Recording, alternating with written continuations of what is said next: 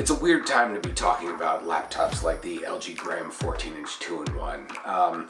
Now, you might not even know that LG makes laptops, but they make a 13, 15, and 17-inch laptop and this 14-inch 2-in-1. They're mostly known for their extraordinary battery life and extreme lightweight. Now that makes them great for travel and for commuting and for students, for people who like to work in coffee shops, but nobody's doing a lot of that right at the moment. But luckily there's enough here to make it worth considering for your time at home and then eventually for when you're able to travel. Now this Gram, like all the Grams, is made from magnesium alloy, which keeps its weight down to 2.5 pounds, about 1.1 kilograms, making it one of the lightest 2-in-1s in the category. Now that magnesium alloy, because it is so lightweight, this does tend to feel a little flimsy like plastic, but I assure you it is metal, and it is relatively sturdy.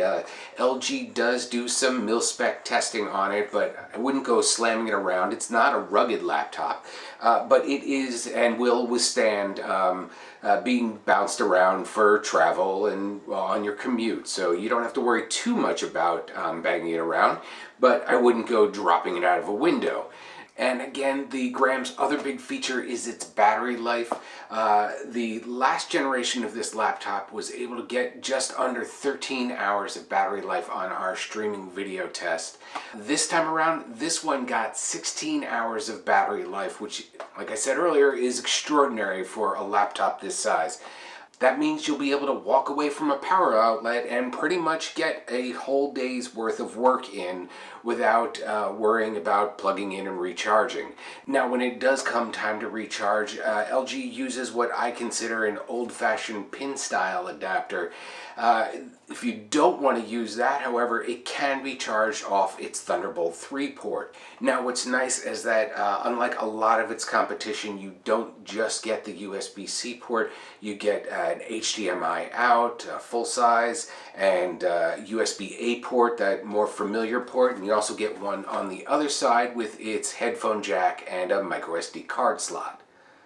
So whether you're working at home or away on a desk, it gives you just a lot more flexibility than having to run out and get extra dongles. And although LG does include a USB-C Ethernet adapter, so you can plug that in and use a wired connection at home, again, the nice part is that you don't have to. You've got a lot of other options other than connecting to a dock or a dongle.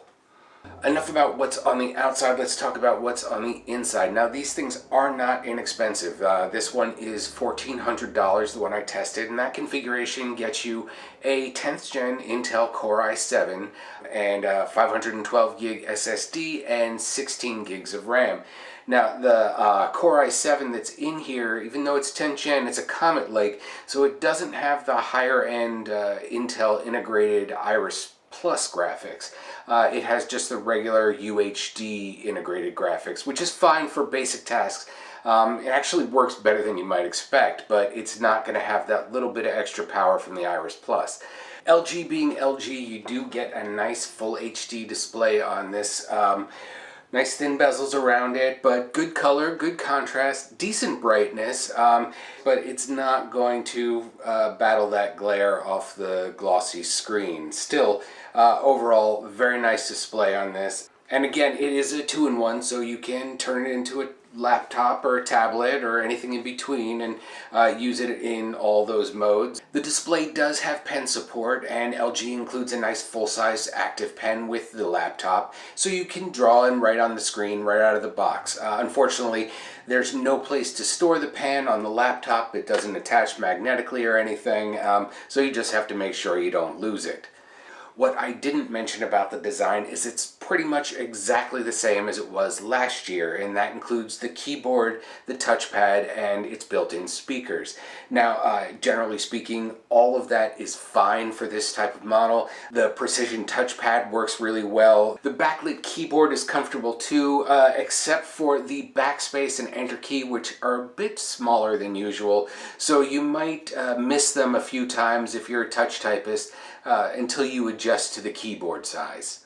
And LG even includes a fingerprint sensor in the power button at the top of the keyboard, and it's really responsive and works right away. But overall, there are no real deal breakers here if you like the design and don't mind paying for it. And while you might not need